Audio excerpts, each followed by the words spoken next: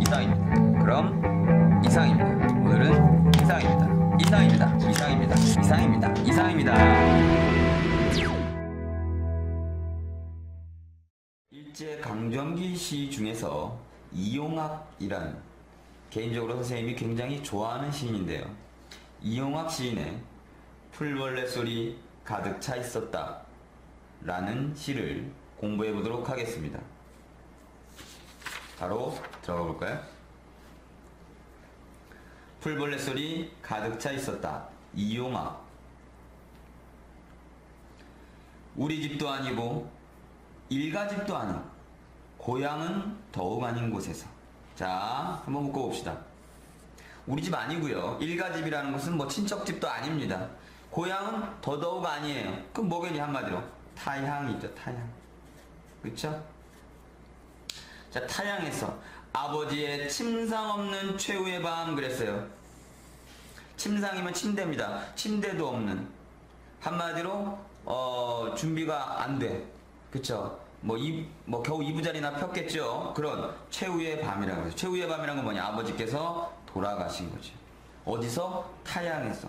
우리는 보통 고향이나 집에서 죽지 않으면 그걸 객사라고 하고 굉장히 부정적으로 봅니다. 지금은 뭐 대부분 고향이라는 의미도 희미해지고 대부분 이제 아프신 분들이 병원으로 가셔서 병원에서 이제 돌아가시는 경우가 많은데 그 당시에선 집에서 돌아가시지 못하면 굉장히 안 좋은 걸로 생각할 때죠. 이제 객사하신 거죠. 아버지가 타향에서 고향도 아닌 곳에서. 그리고 그곳엔 풀벌레 소리 가득 차 있었다. 자, 제목이기도 한데요. 풀벌레 소리가 가득 차 있었다는 것이 마치 우리는 어떤 느낌을 받아들입니까? 풀벌레들처럼 누군가가 있는 힘껏 울어제끼는 것 같은 느낌을 받죠. 이 풀벌레가 울었다 그러면 뭐 감정이입일 수도 있는데 감정이입은 아니야. 그렇지만 풀벌레 소리 가득 차 있었다라는 것이 뭔가 서러운 감정을 북돋아줍니다. 그래서 우리는 이 풀벌레 소리를 객관적 상관물이라고 할 수 있어요. 객관적 상관물. 자, 객관적 상관물이라는 것의 개념에 대해서는 우리가 시의 개념 파트에서 자세히 다루도록 할 테니까 그걸 모르는 학생은 그 부분으로 돌아가서 그 부분을 들어보시면 잘 알 수 있을 겁니다. 어쨌든 아버지가 타향에서 돌아가셨습니다. 노령을 다니면서까지 애써 잘해온 아들과 딸에게 한마디 남겨두는 말도 없었고 아물만의 파선도 썰렁한 니콜리스크의 밤도 완전히 잊으셨다. 자, 노령이라고 했는데요. 여러분들 아실지 모르겠지만 러시아를 우리 노서화라고 한자식으로 표현합니다. 그래서 우리가 러시아어 학과를 노문학과라고 얘기하기도 해요. 이 노령이라는 것은 러시아 지역입니다. 그 당시 일제강점기 당시 우리 민족이 일제 탄압에 견디다 중국으로 러시아로 굉장히 많이 이주를 하게 되죠. 원치 않는 이주죠. 고향을 뺏긴 이주죠. 그런 사람들의 삶을 우리가 보고 있다고 보면 됩니다. 러시아 지역을 다니면서까지 애써 잘해온, 잘하게 한, 키운 아들과 딸에게 한마디 남겨두는 말도 못하고, 그렇죠. 말을 괜히 싫어서 하는 게 아니죠. 말도 못하고. 또, 아물만의 파선도, 자, 아물만이라는 것은 이 흑룡강 하류의 아무르 지역입니다. 역시 우리나라 바뀌죠.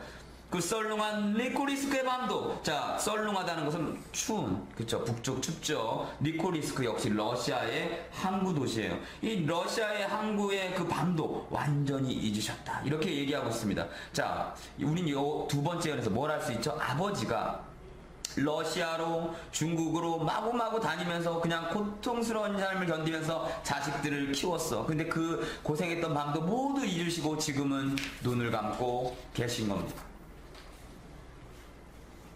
자, 목침을 반드시 벤 채 다시 뜨시지 않는 두 눈에 피지 못한 꿈의 꽃봉오리가 가라앉고 얼음장에 누우신 듯 손발은 식어갈 뿐 입술은 심장의 영원한 정지를 가르쳤다.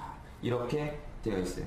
자, 목침을 반드시 벤 채 누우셨어.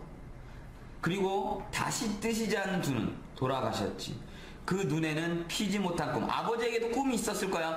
가족들과 어떻게 살겠다라든가 행복을 만들겠다든가 이런 꿈인데 어떤 꿈? 피지 못한 꿈이야. 채 이루지 못한 꿈의 꽃봉오리가 가라앉았죠. 이제는 더 이상 필 수 없으니까요. 그리고 얼음장같이 차가운 바닥에 누우신 듯 손발은 차갑게 식어갑니다. 그리고 입술은 굳게 담으로써 그 담은 입술이 마치 심장의 정지를 가리키는 것 같아요. 자, 가르쳤다가 아니죠. 이거 오타입니다. 가리켰다죠. 가리켰다. 손가락질로 가리키는 것 같은, 그쵸? 입술이, 굳게 담은 입술이 심장의 정지를 보여주는 것과 같았다. 이렇게 이야기할 수 있겠죠. 때 늦은 의원이 아무 말 없이 돌아간 뒤, 왜 때 늦었어? 일찍 왔어야 안 돌아가셨겠지. 그쵸?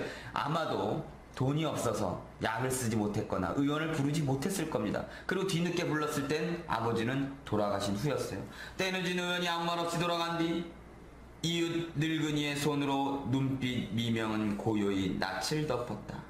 자, 미명이라는 것은 아주 희미한 빛인데요. 자, 늙은이의 손으로 아버지의 눈을 감겨드리는 장면을 우리는 이렇게 표현했다라고 이해할 수 있습니다. 자, 이 세 번째 연이 굉장히 비극적으로 보여지죠. 아버지는 타향에서 돌아가셨는데 푹신한 베개도 아니고 목침을 베고 반드시 누워 계시고 그 감은 눈에는 아버지가 채 이루지 못한 꿈이 시든 꽃봉오리처럼 떨어져 있습니다.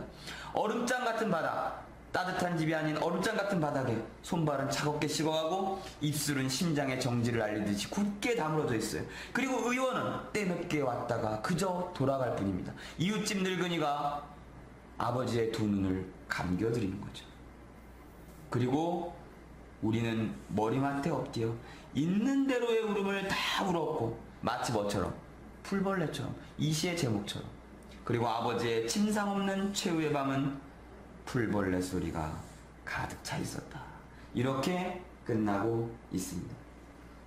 자, 아버지의 침상 없는 최후의 밤에 풀벌레 소리가 가득 차 있었다라는 것은 우리가 천년에서도 나오고 있어요. 그쵸? 바로 이것은 변형된 수미상관의 구조로서 앞뒤를 조응하게 되죠. 그렇게 되면 어떤 효과를 줍니까? 형태적 안정감을 주게 됩니다. 자, 어쨌든 우리가 이렇게 이 시를 읽어봤는데, 바로 전체를 한마디로 요약하자면 아버지가 고향도 아닌 곳에서 비극적인 죽음을 맞이하고요, 우리들은 있는 힘을 다해 울고 있는 장면이죠. 우린 그러면 여기서 이 시를 통해서 무엇을 알 수 있는가? 일제 강점기 당시에 우리 민족의 비참한 삶의 모습을 우리는 알 수 있다는 겁니다.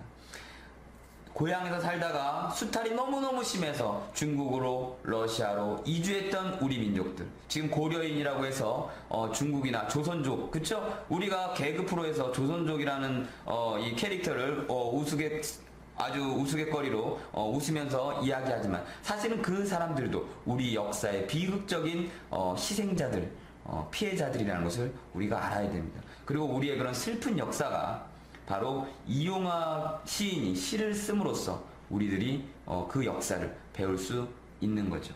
그래서 주제를 다시 정리하자면 아버지의 죽음과 일제강점기의 비참한 우리 민족의 삶, 이렇게 얘기할 수 있겠습니다. 이상